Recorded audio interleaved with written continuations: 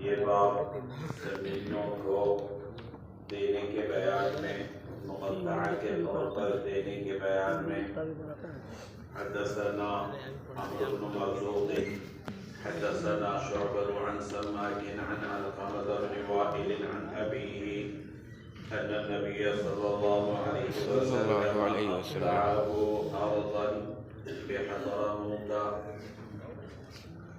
علقمہ ابن وائل اپنے والد سے روایت کرتے ہیں کہ نبی کریم صلی اللہ علیہ وسلم نے ان کو حضرموت میں ایک زمین عطا کی.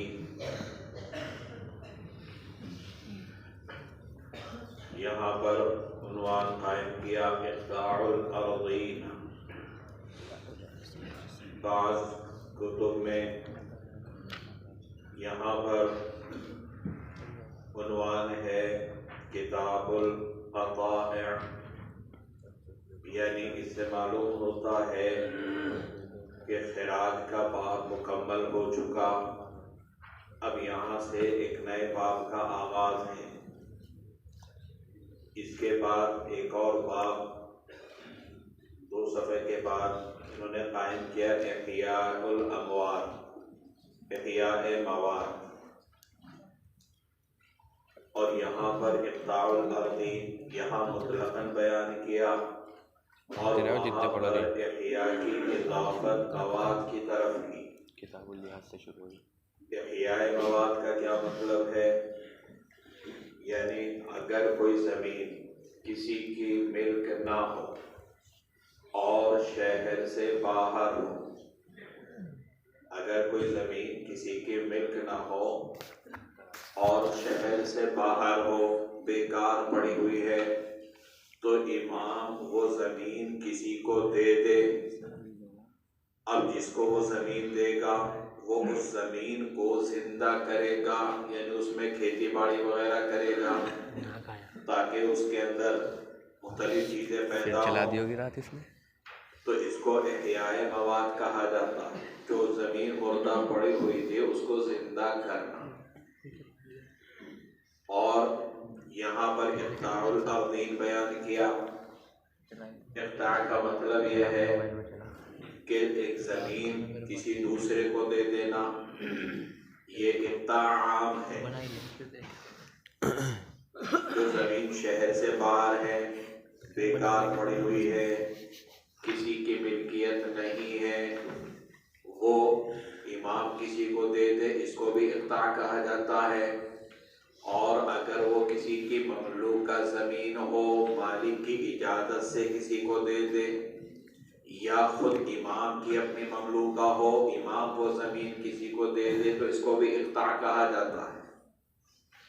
تو احیاء مواد یعنی وہ زمین جو کسی کی ملک نہ ہو، بیکار پڑی ہوئی ہو، وہ کسی کو دے دینا تاکہ وہ اس کے اندر کھیتی باڑی وغیرہ کرے، تو اس کو تو احیاء مواد کہا جاتا ہے. اور اگر وہ زمین بیکار پڑی ہوئی ہو وہ دے دی، یا کسی کی ملکیت ہے مالک کی اجازت سے دے دی، یا خود امام کی ملکیت ہے اور امام نے اس کو دے دیا، تو اس کو اقطاع کہا جاتا ہے. تو اسی لیے دونوں باب الگ الگ قائم کیے. صاحب بدائع نے لکھا ہے کہ اگر کسی کو زمین جو بیکار پڑی ہوئی تھی، کسی کی ملکیت نہیں تھی، اس کو دی گئی زندہ کرنے کے لیے، اب اگر وہ بھی اس کو بیکار چھوڑ دے، اس کو کارآمد نہ کرے، تو 3 سال تک وہ زمین اس کے پاس رہے گی. 3 سال تک دیکھا جائے گا. اگر 3 سال کے بعد بھی ابھی وہ زمین مردہ پڑی ہوئی ہے، کچھ کر ہی نہیں رہا اس کے اندر، تو پھر اس سے واپس لے لی جائے گی. اور اس سے واپس لے کر پھر امام جس کو مناسب سمجھے اس کو دے سکتا ہے. کیوں؟ اس لیے کہ احیاء مواد مقصد کیا ہے؟ بیکار پڑی ہوئی چیز کو کارآمد کرنا. اب اگر وہ ابھی بھی بیکار پڑی ہوئی تو دینے کا مقصد فوت ہو جاتا ہے. یہاں پر روایت بیان کی کہ حضور اکرم صلی اللہ علیہ وسلم نے علقمہ کے والد وائل کو حضرموت میں ایک زمین عطا کی. جو زمین دی جاتی ہے وہ قطیعہ جس کی جمع قطائع کہلاتی ہے، اور اس موقع پر اس کو جو تحریر دی جاتی ہے وہ کتاب القطیعہ کہلاتی ہے. تو رسول کریم صلی اللہ علیہ وسلم نے ان کو حضرموت میں ایک زمین مقطعہ کے طور پر دی، قطعہ کے طور پر دی. اب یہ زمین حضرموت میں دی. حضرموت یمن میں ایک علاقے کا نام ہے جس میں بہت سارے شہر آباد ہیں. اس سے معلوم ہوتا ہے کہ حضور اکرم صلی اللہ علیہ وسلم نے حضرموت کے اندر یعنی شہر کے اندر یہ زمین عطا کی. اگرچہ حنفیہ کے یہاں اقطاع یا احیاء مواد اس زمین کا ہوتا ہے جو شہر سے باہر ہو، شہر والوں کی کوئی منفعت اس سے وابستہ نہ ہو. تو یہاں پر حضرموت میں دینے کا جو ذکر ہے، حضرموت ایک علاقے کا نام ہے.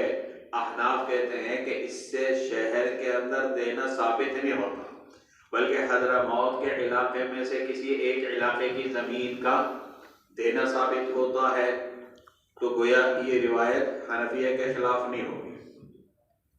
حدثنا حفص بن عمر حدثنا جامع بن مطر عن علقمة بن وائل بإسناده مثله. یہ دوسری روایت دوسری سند کے ساتھ پہلی روایت کی طرح. حدثنا مسدد حدثنا عبد الله بن داود عن فطر قال حدثني أبي عن عمرو بن حريث قال خط لي رسول الله صلى الله عليه وسلم دارا بالمدينة بقوس وقال أزيدك. عمر ابن حریث کی روایت ہے، فرماتے ہیں کہ حضور صلی اللہ علیہ وسلم نے مدینہ میں میرے لیے مکان کی ایک لکیر اپنی کمان سے کھینچی اور فرمایا ازیدک. عمر ابن حریث کی اس روایت کا حاصل یہ ہے کہ حضور اکرم صلی اللہ علیہ وسلم نے مدینہ منورہ میں ایک جگہ پر نشان لگایا اپنی کمان سے تاکہ یہ اس جگہ پر اپنا گھر بنائیں. تو یہ اس روایت سے معلوم ہوا کہ حضور صلی اللہ علیہ وسلم نے ان کو زمین شہر میں عطا کی. تو یہ روایت بتائی حنفیہ کے خلاف ہوئی، کیونکہ حنفیہ کے یہاں شہر کے اندر زمین کا دینا جس کو اقطاع کہا جائے یا احیاء مواد کہا جائے تو یہ دینا درست نہیں ہے. احناف کی طرف سے اس کا جواب یہ دیا جاتا ہے کہ اس حدیث کی سند میں ایک راوی ہے فطر، یہ اپنے والد سے روایت کرتے ہیں. ان کے والد مجہول ہیں، کون ہے کیا نام ہے یہ معلوم نہیں، تو اس وجہ سے یہ روایت ضعیف ہے. دوسرا جواب یہ دیا گیا کہ حضور صلی اللہ علیہ وسلم نے ان کو جو جگہ عطا کی اس جگہ کا اگر کوئی اور مالک ہے، ظاہر سی بات ہے شہر کے اندر جو زمین ہوگی کوئی نہ کوئی مالک ہوگا، تو اس کی اجازت سے آپ نے عطا کی، یا پھر وہ خود حضور صلی اللہ علیہ وسلم کی ملکیت ہوگی تو اپنی مملوکہ زمین آپ نے عطا کی. تو اس لیے یہ روایت اب اگر ہم یہ کہیں کہ روایت ہے تو ضعیف ہے، یا پھر مالک کی اجازت سے یا آپ صلی اللہ علیہ وسلم خود مالک ہیں، آپ نے اپنی مرضی سے وہ زمین عطا کی، تو اب یہ روایت احناف کے خلاف نہیں ہوگی. آخری جملہ جو ہے ازیدک، اس کا ایک مطلب تو یہ لیا گیا کہ یہ استفہام ہے کہ آپ نے جتنے حصے پر نشان لگایا تو پھر پوچھا کہ کیا اور دوں، اضافہ کروں. اس کا ایک مطلب تو یہ ہے. دوسرا مطلب یہ ہے جو بظاہر سمجھ میں آتا ہے کہ ابھی فی الحال تو اتنی زمین لے لو، بعد میں اور دے دوں گا اور اضافہ کر دوں گا اور بڑھا دوں گا. ازیدک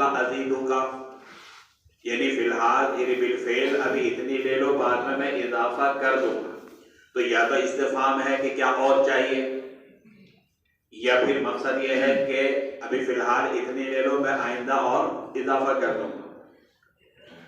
عبد الله بن مسلمة عن مالك عن ربيعة بن أبي عبد الرحمن عن غير واحد أن النبي صلى الله عليه وسلم أقطع بلال بن الحارث المزني معادن القبلية وهي من ناحية الفرع فتلك المعادن لا يؤخذ منها إلا الزكاة إلى اليوم. ربیعہ ابن ابی عبد الرحمن کئی لوگوں سے روایت کرتے ہیں کہ نبی کریم صلی اللہ علیہ وسلم نے بلال ابن حارث مدنی کو قبلیہ کی کانیں عطا کی اور وہ فرع کے علاقے میں ہیں. فتلک المعادن پس ان معادن سے نہیں لیا جاتا تھا مگر آج تک زکوٰۃ کو. اس روایت کا حاصل یہ کہ حضور اکرم صلی اللہ علیہ وسلم نے بلال ابن حارث مزنی کو فرع کے علاقے میں یا فروع فا کے ضمہ کے ساتھ تو فروع کے علاقے میں قبلیہ کے کانوں میں سے کان بلال ابن حارث کو عطا کی اور اس میں سے فرماتے ہیں کہ صرف زکوٰۃ کو وصول کیا جاتا ہے. یعنی راوی کہتے ہیں کہ آج تک اس کان سے صرف مال زکوٰۃ وصول کیا جاتا ہے, حاصل کیا جاتا ہے. غدیے کے اس روایت سے معلوم ہوا کہ حضور صلی اللہ علیہ وسلم نے بلال ابن حارث مزنی کو کان, مختلف طرح کی کان ہوتی ہے, کوئی سونے کی کان, کوئی چاندی کی کان, کوئی کوئلے کی کان. تو قبلیہ کے علاقے میں جو فروع کے اطراف میں ہے وہاں مختلف کانیں ان کو عطا کی, ان کو عنایت کی. اور پھر راوی کہتے ہیں کہ اس کان سے صرف زکوٰۃ وصول کی جاتی ہے. قبلیہ یہ مدینہ اور مکہ کے درمیان ایک علاقے کا نام ہے جو مدینہ کے اطراف میں جس کو فروع کہا جاتا ہے. فروع کے علاقوں میں سے ایک علاقہ ہے قبلیہ, وہاں مختلف طرح کی کانیں تھیں, ان میں سے چند کان حضور صلی اللہ علیہ وسلم نے بلال ابن حارث کو عطا کی.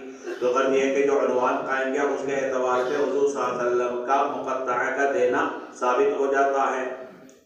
اب آگے بیان کیا فتلک المعادن سے کہ اس کان سے جو بھی چیز حاصل ہوتی تھی اس میں زکوٰۃ وصول کی جاتی تھی, یعنی 40واں حصہ لیا جاتا تھا. حالانکہ احناف کے یہاں جو مختلف طرح کی کان ہوتی ہے اس میں خمس واجب ہوتا ہے, 2.5% واجب نہیں ہوتا بلکہ خمس واجب ہوتا ہے. تو یہ روایت بظاہر حنفیہ کے خلاف معلوم ہوتی ہے. اصل میں حنفیہ اور ائمہ ثلاثہ دونوں کا مستدل آگے ایک باب آئے گا جس میں رکاز کو بیان کیا جائے گا. اس میں نبی کریم صلی اللہ علیہ وسلم کا ایک فرمان ہے وَفِي الرِّكَازِ الْخُمُسُ. یہ امام ابو حنیفہ کا بھی مستدل ہے اور ائمہ ثلاثہ کا بھی مستدل ہے. ائمہ ثلاثہ کے یہاں معدن کے اندر تو زکوٰۃ ہے اور کنز کے اندر خمس ہے. کنز کے اندر خمس ہے. کنز کیا ہے؟ کنز دفینہ, خزینہ. یعنی زمانے جاہلیت میں اگر کسی نے سونا چاندی وغیرہ زمین کے اندر چھپا کر رکھ رکھا ہے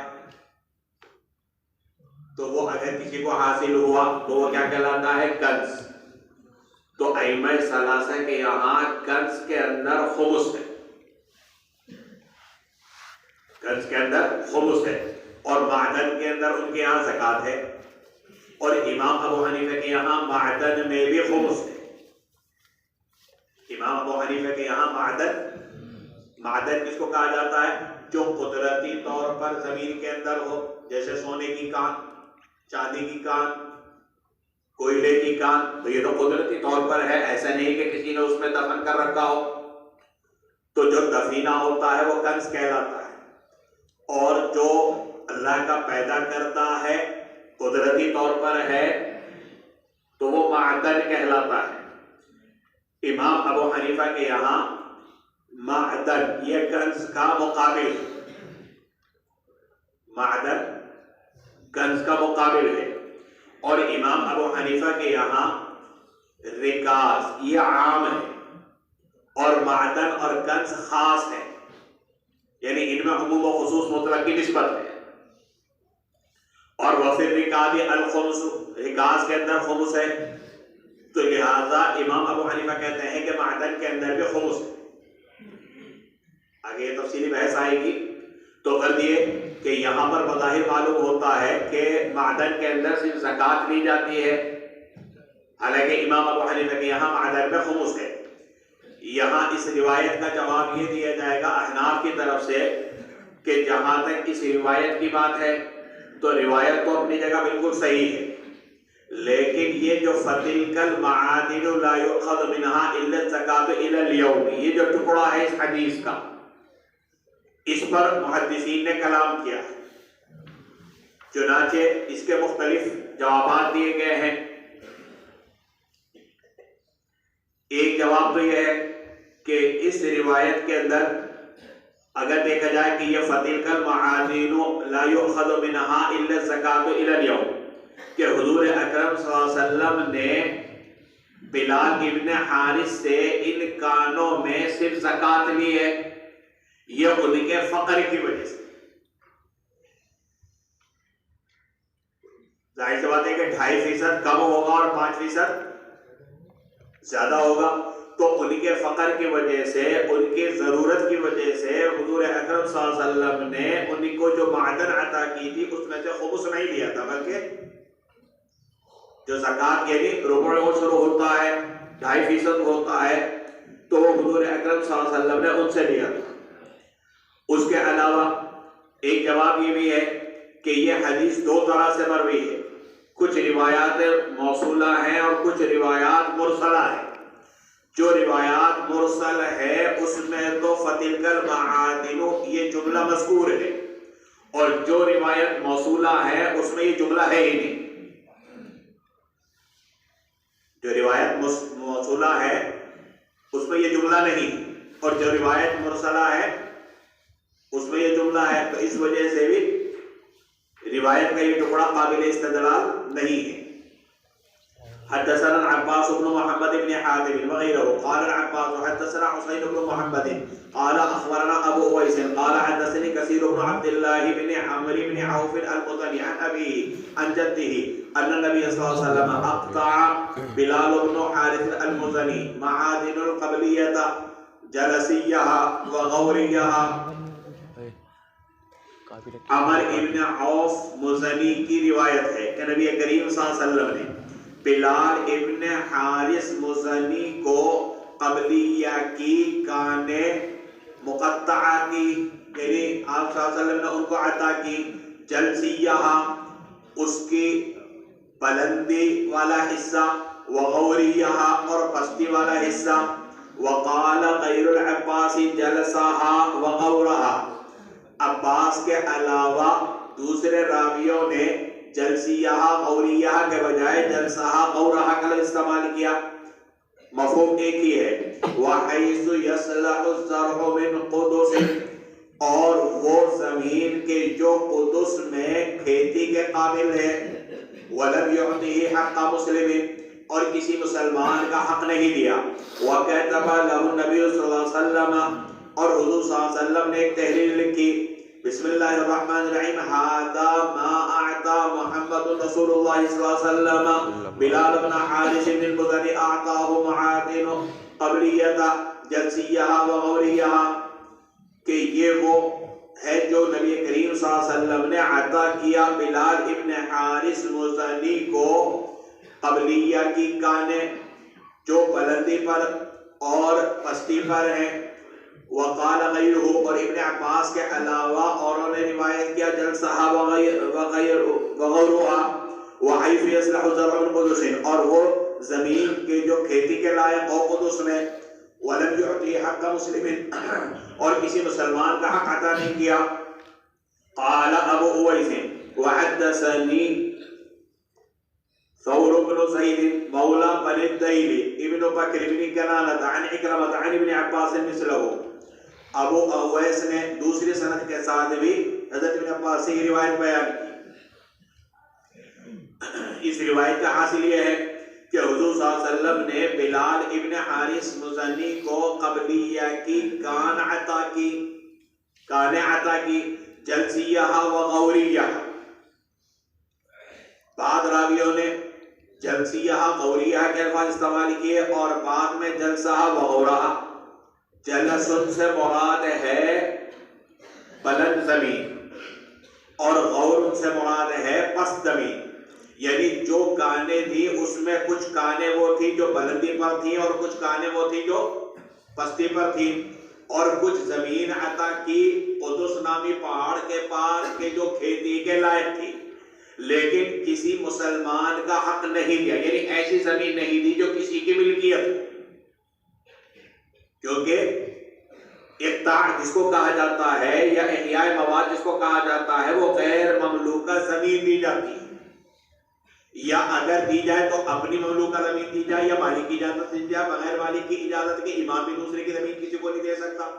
تو اسی لیے یہاں پر وضاحت کر دی کہ حضور صلی اللہ علیہ وسلم نے جو عطا کیا وہ کسی مسلمان کا حق نہیں دیا. یعنی کسی مسلمان کی مملوکہ زمین نہیں دی. اور حضور صلی اللہ علیہ وسلم نے ایک تحریر بھی بلال ابن حارث کو لکھ کر دی جس کا مضمون وہی ہے جو اوپر والی روایت کے اندر آیا کہ یہ ایسی زمین ہے کہ جس میں بلند حصہ بھی ہے نیچے کا حصہ بھی ہے. اسی طریقے سے وہ کھیتی کے لائق ہے اور کسی کا حق نہیں ہے. دوسری سند کے ساتھ ابو اویس نے روایت بیان کی. سند کے اندر ابو اویس ہیں, ان کے ایک استاد ہیں کثیر ابن عبداللہ اوپر والی روایت میں. اور اب یہاں سے وہ دوسری سند کے ساتھ یہ روایت بیان کرتے ہیں اور دونوں روایتیں یکساں ہیں. اس سے پہلے والی روایت میں اقطع بلال ابن حارث المزنی بیان کی گئی وہ روایت اور آگے یہ والی روایت اور اس کے بعد ایک اور روایت آ رہی ہے بلال ابن حارث کو ہی دینے کی. یہ متعدد روایتیں ابو داؤد اس وجہ سے لائے کہ بعض روایتیں تو مسند ہیں اور بعض مرسل ہیں. اوپر والی روایت تو مرسل تھی اور یہ والی روایت جو ابھی بیان کی اور آگے والی روایت مسند ہے لیکن ضعیف ہے. کیوں؟ اس لیے کہ اس میں ایک راوی ہے کثیر ابن عبداللہ ابن عمر. ان کو محدثین نے ضعیف قرار دیا, ان پر محدثین نے کلام کیا. تو اگرچہ یہ روایتیں مسند ہیں لیکن چونکہ راوی اس میں ضعیف ہیں تو اسی وجہ سے ان کو انہوں نے بعد میں بیان کر دیا. تو پہلی والی روایت مرسل تھی اس کو لے کر آئے, اس کے بعد مسند روایت لے کر آئے اور یہ چونکہ راوی اس میں ضعیف ہے تو اسی وجہ سے اس کو انہوں نے بعد میں ذکر کیا, ورنہ مسند ہونے کی وجہ سے اس کا عقیدہ پہلے اس کو ذکر کیا جاتا. حدثنا محمد بن النضر قال سمعت الحنيني قال قرأته غير مرة يعني كتاب قطيعة النبي صلى الله عليه وسلم. محمد ابن النضر کہتے ہیں کہ میں نے حنینی کو کہتے ہوئے سنا, وہ فرماتے ہیں کہ میں نے حضور صلی اللہ علیہ وسلم کی تحریر جو بلال ابن حارث کو لکھی تھی وہ تحریر کئی مرتبہ پڑھی. ابو داؤد کہتے ہیں حدثني غير واحد عن حسين بن محمد قال اخبرنا ابو اويس قال حدثني كثير بن عبد الله عن ابي عن جده ان النبي صلى الله عليه وسلم اقطع بلال بن حارث المدني معادن القبليه جلسيها وغوريها. قال ابن النضر وجرسها وذات النصب. اس حدیث کے اندر دو راوی ہیں, ان میں سے ایک راوی کے الفاظ تو اوپر کے ہیں اور دوسرے راوی ہیں ابن النضر.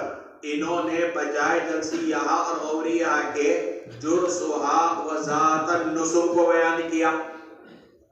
جرس اور ذات نصب بظاہر اس کے معنی معلوم نہیں ہوئے لیکن ایسا لگتا ہے کہ یہ شاید کسی زمین کا نام یا زمین کی اقسام میں سے کسی قسم کا نام ہو. تو بعض روایتوں میں جلسیہ غوریہ کے بجائے جرسھا و ذات النصب کا ذکر ہے. ثم اتفقا, اب آگے جو روایت کے الفاظ ہیں اس پر دونوں سندوں کے ساتھ روایت بیان کی تو اس میں الفاظ ایک ہیں اور وہ یہ ہے کہ وہ زمین کھیتی کے لائق ہے قدس نامی پہاڑ کے پاس. وَلَمْ يُعْطِ بِلَالُ بْنُ حَارِثٍ حَقَّ مُسْلِمٍ, اور بلال ابن حارث کو کسی مسلمان کا حق نہیں دیا, یعنی کسی کے مملوک کا زمین نہیں دی.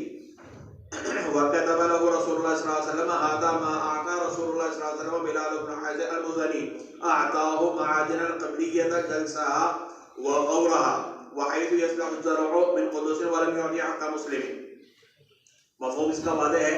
قال ابو داود قال ابو اویس وحدثني ثور بن زيد عن عكرمة عن ابن عباس عن النبي صلى الله عليه وسلم مثله زاد ابن النضير وكتب ابي بن كعب.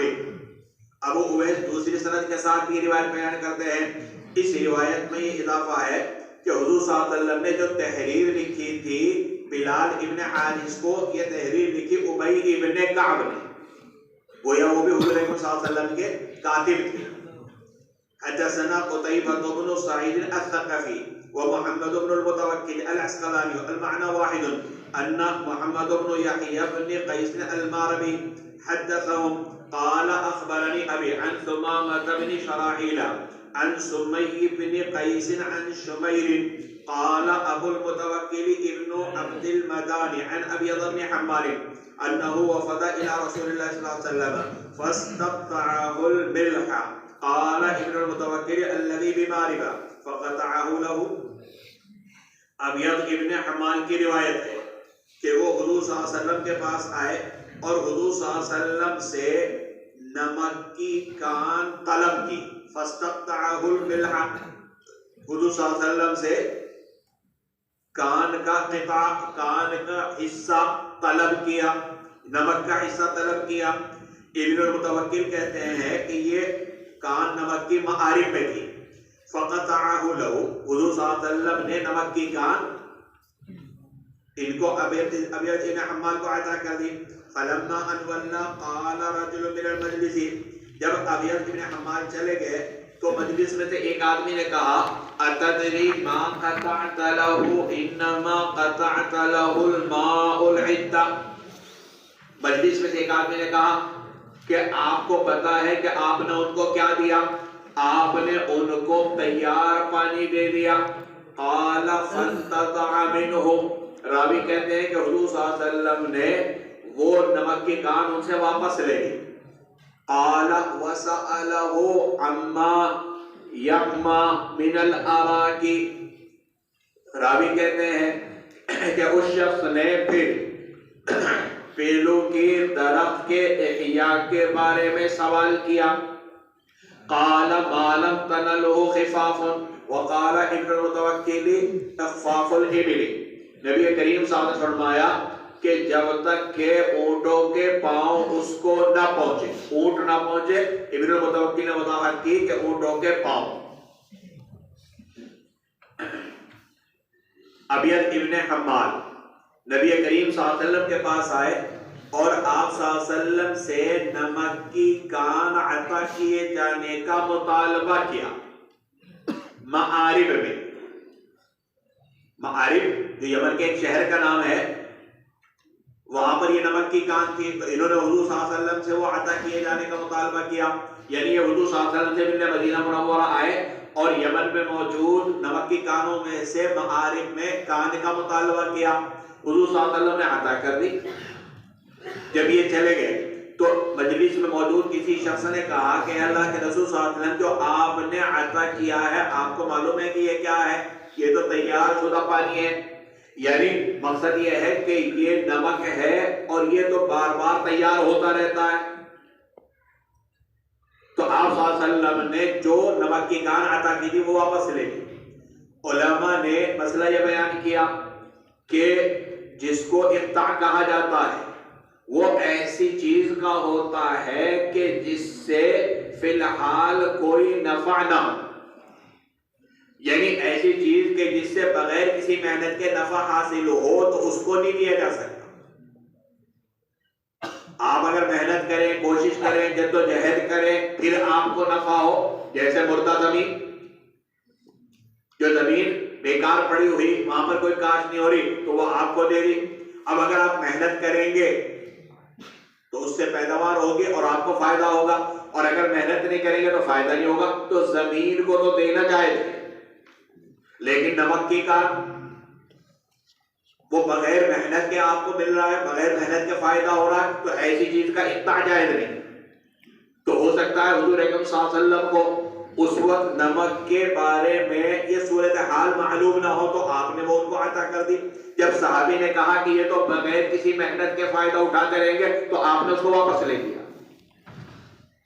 اس کے بعد اس شخص نے جس نے نبی کریم صلی اللہ علیہ وسلم نے فرمایا کہ آپ نے اس کو ایک تیار شدہ پانی دے دیا یعنی نمک دے دیا, اس کے لیے کچھ کرنے کی اس کو ضرورت نہیں پڑے گی. اس نے پھر سوال کیا یحما من الاراکی, یحما اس سے مراد ہے احیا, یعنی بیلوں کے درخت کا احیا کرنا درست ہے یا نہیں. یعنی جو بیلوں کا درخت ہوتا ہے جس کی مسواک بنتی ہے, آیا ان کو گھیرا جا سکتا ہے یا نہیں, یعنی دوسرے کو فائدہ اٹھانے سے روک دیا جائے, نہ خود کوئی فائدہ اٹھائے اور نہ اپنے جانوروں کو چرنے کے لیے وہاں بھیجے. تو آیا اس اراک کا بیلوں کے درختوں کا احیا یعنی وہ کسی کو دیا جا سکتا ہے یا نہیں دیا جا سکتا؟ جیسے زمین دی جا سکتی ہے تو ایسے ہی بیلوں کے درخت دیے جا سکتے ہیں یا نہیں دیے جا سکتے؟ تو حضور صلی اللہ علیہ وسلم نے فرمایا مالم تنلہ خفاف, اور ابن المتوکل نے وضاحت کر دی خفاف الابل, اس کا مطلب یہ ہے کہ جہاں تک اونٹوں کے پاؤں نہ پہنچ سکتے ہو, یعنی جہاں پر یہ بیلوں کے درخت ہو وہ اتنا دور ہو کہ وہاں تک پہنچا نہ جا سکتا ہو تو وہ بیلوں کے درخت بھی دیے جا سکتے ہیں. اس کا ایک مطلب یہ ہے. دوسرا مطلب یہ ہے کہ درختوں کا احیا نہیں کیا جا سکتا. کیوں؟ اس لیے کہ کوئی بھی جگہ ایسی نہیں جہاں اونٹ نہ پہنچ سکے, تو جہاں اونٹ نہ پہنچ سکے تو ایسے درختوں کو دیا جا سکتا ہے, ان کا احیا کیا جا سکتا ہے, اور ایسی کوئی جگہ ہے ہی نہیں کہ جہاں اونٹ نہ پہنچ سکے, تو اس کا مطلب یہ ہے کہ درختوں کا احیا نہیں کیا جا سکتا. اور اس کا ایک مطلب وہ بھی ہے جو آگے والی روایت میں آ رہا ہے کہ درخت کا وہ حصہ کہ جہاں تک اونٹ کی گردن پہنچ سکتی ہو اور وہ چل سکتا ہو, اس سے نیچے کا حصہ تو احیا نہیں کیا جا سکتا, اور اس سے اوپر کا حصہ جو ہے وہ احیا کیا جا سکتا ہے. اگلی روایت کے اندر آ رہا ہے. تو اس سے معلوم ہوتا ہے کہ درختوں کا بھی احیا ہو سکتا ہے, درختوں کو بھی دیا جا سکتا ہے, لیکن درختوں کا وہ حصہ کہ جہاں تک اونٹ پہنچنے کے لائق نہ ہو وہ دیا جا سکتا ہے, اور جہاں اونٹ چڑھ سکتے ہو تو اتنا حصہ نہیں دیا جا سکتا. حدثنا هارون بن عبد الله قال قال محمد بن الحسن المخطوبي ما لم تنلوا خفاف الإبل يعني أن الإبل تأكل منتهى رؤوسها ويحمى ما فوقه. محمد ابن حسن مخزومی کی روایت ہے ما لم تنلوا خفاف الإبل کہ جہاں تک اونٹ کے پاؤں نہ پہنچ سکے, یعنی ان الإبل تأكل کہ اونٹ درختوں کے منتہا کو ان کے سر کھائیں, یعنی جہاں تک درخت کے حصے کو یہ کھا سکتے ہوں اور اس کے اوپر کے حصے کا احیا ہو سکتا ہے, یعنی جہاں تک ان کے منہ پہنچے اس کا نیچے کا حصہ تو احیا نہیں کر سکتے اور اس سے اوپر کا حصہ احیا کر سکتے ہیں. حدثنا محمد بن احمد القرشي حدثنا عبد الله بن الزبير حدثنا فرج بن سعيد قال حدثني عمي ثابت بن سعيد عن ابيه عن جده عن ابي بن حمال انه سأل رسول الله صلى الله عليه وسلم عن حمل اراك قال فقال رسول الله صلى الله عليه وسلم لا حما في الاراك. ابی ابن حمال سے روایت ہے کہ انہوں نے حضور صلی اللہ علیہ وسلم سے بیلوں کے درخت کے احیا کا مطالبہ کیا, یعنی بیلوں کے درخت مجھے دے دیا جائے. تو حضور صلی اللہ علیہ وسلم نے فرمایا کہ بیلوں کے درخت کا احیا نہیں ہو سکتا. فقال اراکۃ فی حضاری, انہوں نے کہا کہ میرے کھیت کے اندر جو بیلوں کے درخت ہیں وہ مراد ہیں. فقال النبی صلی اللہ علیہ وسلم لا حما فی الاراک قال فرد يعني بحضار الارض التي فيها الزرع المحاط عليها. نبی کریم صلی اللہ علیہ وسلم فرمایا کہ بیلوں کے درختوں کا احیا نہیں ہے. قال تو فرمایا کہ مراد میری وہ زمین ہے کہ جس میں کھیتی کا احاطہ کر لیا گیا. اس روایت کا حاصل یہ ہے کہ ابی ابن حمال نے حضور صلی اللہ علیہ وسلم سے سوال کیا کہ کیا بیلوں کے درختوں کا احیا ہو سکتا ہے, یعنی انہوں نے مطالبہ کیا کہ مجھے یہ عطا کیا جائے, یہ سوال کیا تو حضور صلی اللہ علیہ وسلم نے منع فرمایا انہوں نے کہا کہ میری مراد وہ پیلوں کے درخت ہیں جو میرے کھیت میں ہوں، میری زمین میں ہوں۔ تو آپ صلی اللہ علیہ وسلم فرمایا کہ دیکھو درختوں کو تو احیا نہیں ہو سکتا، اور یہاں پر ان کے کھیت سے مراد وہ ہے کہ جس کا انہوں نے احاطہ کر لیا ہو، چار دیواری وغیرہ کر لیا ہو۔ حضاری وہ زمین جس کا احاطہ کر لیا گیا، اسی سے حظیرہ باڑے کو کہا جاتا ہے، جو بکریاں وغیرہ کے پالنے والے بکریوں کی حفاظت کے لیے چاروں طرف لکڑی وغیرہ کے بنا لیتے ہیں۔ یہاں پر ان کے سوال کا مقصد یہ ہے کہ جو زمین مجھے عطا کی گئی، اس زمین میں جس کا میں نے چاروں طرف سے احاطہ کر لیا، جو پیلوں کے درخت پہلے سے موجود ہیں، آیا میں دوسروں کو اس سے فائدہ اٹھانے سے یا ان کے جانوروں کے چرنے سے روک سکتا ہوں یا نہیں روک سکتا؟ وہ درخت جو زمین دیے جانے کے بعد اس کے محنت کرنے کے بعد اگے، وہ مراد نہیں ہے، ان کا تو احیا ہو سکتا ہے۔ ظاہر بات ہے مردہ زمین کہیں کے لیے دی تاکہ آپ اس میں کھیتی کریں، یا اس میں آپ باغ لگائیں، یا اس میں مختلف طرح کے درخت لگائیں، چاہے پیڑوں کے درخت آپ لگائیں، تو اس کا تو احیا ہو سکتا ہے، یعنی آپ دوسروں کو فائدہ اٹھانے سے روک سکتے ہیں۔